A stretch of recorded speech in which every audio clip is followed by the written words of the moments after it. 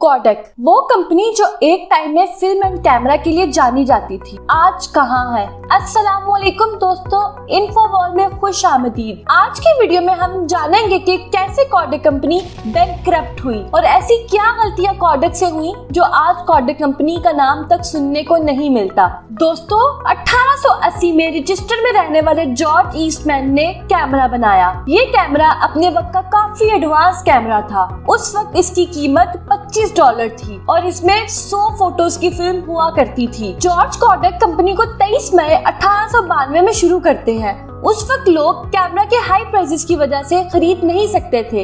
इस चीज को देखते हुए जॉर्ज ईस्टमैन ने ऐसी स्ट्रेटेजी अपनाई जो कि बाद में कोडक के लिए काफी जबरदस्त साबित हुई। दोस्तों, आपने रेजर और ब्लेड की स्ट्रेटेजी के बारे में सुना ही होगा। ये ऐसी कारोबारी स्ट्रेटेजी है जिसमें कंपनी अपने मेन प्रोडक्ट को कम पैसों में बेचती है और कॉम्प्लीमेंट्री प्रोडक्ट को हाई प्राइसेस में बेचती है। जैसे रेजर बनाने वाली कंपनी रेजर को तो बहुत सस्ते में बेचती है, मगर उसको इस्तेमाल में लाने के लिए ब्लेड की जरूरत होती है। कंपनी ब्लेड की प्राइसेस हाई करके बेचती है। इसी तरह कोडक ने भी अपने कैमरा की प्राइसेस को तो कम कर लिया था, मगर उसकी फिल्म और फोटोज पेपर की प्राइसेस हाई थी। कोडक को उस वक्त कैमरे में से प्रॉफिट ना होने के बराबर ही होता था, मगर ये कंपनी फिल्म और फोटोज पर ऑलमोस्ट 70% का रेवेन्यू जनरेट कर रही थी। इस स्ट्रेटेजी के बाद कोडक की सेल काफी तेजी से बढ़ने लग गई और इसने अपनी कंपनी अमेरिका के अलावा फ्रांस, ऑस्ट्रेलिया, यूएस, जर्मनी में भी कंपनीज खोल ली।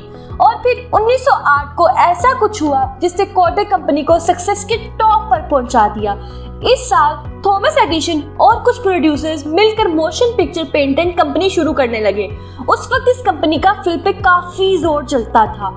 जॉर्ज इस कंपनी के साथ डील करने में कामयाब हो गए और कोडक पूरी इंडस्ट्री में फिल्म सप्लाई करने लग गई, जिससे कोडक का रेवेन्यू बहुत तेजी से बढ़ता चला गया। इसी के चलते हुए कोडक न्यू इनोवेशन भी कर रहा था। इस कंपनी का विजन था कि कैमरे को इतना आसान बनाना है जितना पेंसिल से लिखना।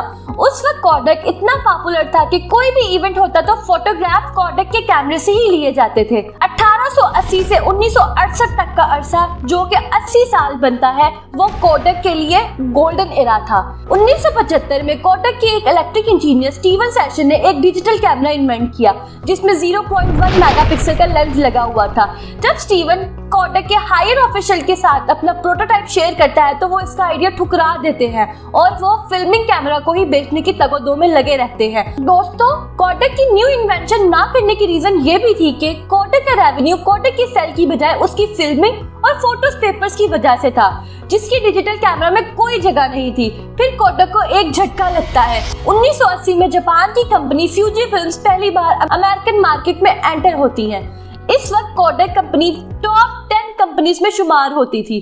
फिल्म मार्केट में इसका शेयर 95% था और कैमरा की मार्केट में इसका शेयर 85% था। साल 1984 जब अमेरिका के लॉस एंजलिस में ओलंपिक्स हुए तो फिल्मिंग भी फ्यूजी फिल्म्स ने कोडक को मात देकर की। कोडक को हजम नहीं हो रहा था कि बाहर की कंपनी उनके मुल्क में आकर उनसे आगे बढ़ रही है। कोडक के पास दो ही रास्ते थे। पहला ये कि वो बड़ी कंपनी बनकर इनोवेशन से फ्यूजी फिल्म्स को हराए, दूसरा ये कि वो फ्यूजी फिल्म से बदला लेने की कोशिश में रहे। 1975 में स्टीवन के बारे में बताया था कि पहला डिजिटल कैमरा कोडक ने ही बनाया था, लेकिन इसकी डेवलपमेंट को कभी आगे बढ़ाया ही नहीं गया। अगर कोडक उस वक्त इसको बढ़ा लेता तो अभी डिजिटल के कैमरा में भी सक्सेसफुल हो जाता। फ्यूजी फिल्म्स के बाद सोनी, कैनन जैसे कैमरास भी मार्केट में आने लगे। कोडक का कहना था कि अगर लोग डिजिटल कैमरा की तरफ शिफ्ट हो जाएंगे तो वो फिल्मिंग में तो ट्रेडिशनल टच को भूल जाएंगे, जो एक तरह से ठीक भी था। लेकिन दुनिया टेक्नोलॉजी के साथ आगे बढ़ती है। कोडक अभी भी अपनी जिद पर अड़ा ही हुआ था। फ्यूजी फिल्म्स ने अब इस वक्त 17% मार्केट शेयर ले लिया था। फिर आखिरकार कोडक भी अपना डिजिटल कैमरा लॉन्च करता है, मगर वो दूसरे कंपटीटर्स के मुकाबले में हार जाता है। कोडक अपनी कंपनी को खत्म होते देखकर कंपनी के मैनेजमेंट कंपनी पर $2 बिलियन से भी ज्यादा खर्च करते हैं। 1000 से ऊपर एम्प्लॉयज को नौकरियां देते हैं। 2005 तक कोडक डिजिटल कैमरा में 40% शेयर के साथ नंबर 1 बन जाती है। पर कोडक ये अचीवमेंट बहुत देर तक नहीं रख पाती क्योंकि वो इनमें इनोवेशन नहीं लाती और जापानी कंपनी सोनी, कैनन वगैरह मैसिव प्रोडक्शन की वजह से आगे चली जाती है। लेकिन कोडक ने इस पर भी ध्यान नहीं दिया और इन्हीं गलत फैसलों की वजह से 2012 में कोडक बैंकक्रप्ट हो गई। 1996 में कोटक का रेवेन्यू $16 बिलियन था और अब 2023 में इसका रेवेन्यू 1.2 बिलियन ही बचा है। 2013 में ये कंपनी वापस खड़ी तो हुई थी, लेकिन ग्लोबली इस कंपनी का शेयर बहुत कम था। कोटक से यही गलती हुई, उसने फ्यूचर ट्रेंड्स को इग्नोर किया। और दोस्तों, ये नहीं भूलना चाहिए कि कंपनी चाहे जितनी बड़ी हो, एक खास टाइम तक ही एडवांटेज दे सकती है। दुनिया जिद्दत पर चलती है, जो नई दुनिया के साथ नहीं बदलता वो पीछे रह जाता है। कोटक कंपनी से कारोबारी सबक हमें ये मिलता है कि अगर तेजी से बदलते दुनिया में क़यादत का लिहाज और नई हकीकतों की तरफ मुस्तकिल तौर पर तवज्जो देना जरूरी है। वो कंपनीज जो अपने मौजूदा कामयाबी में फरोग हासिल कर लेती हैं और नई हकीकत के मुताबिक तरमीम नहीं करती, उनका खतरा है कि वो लापता हो जाएंगी।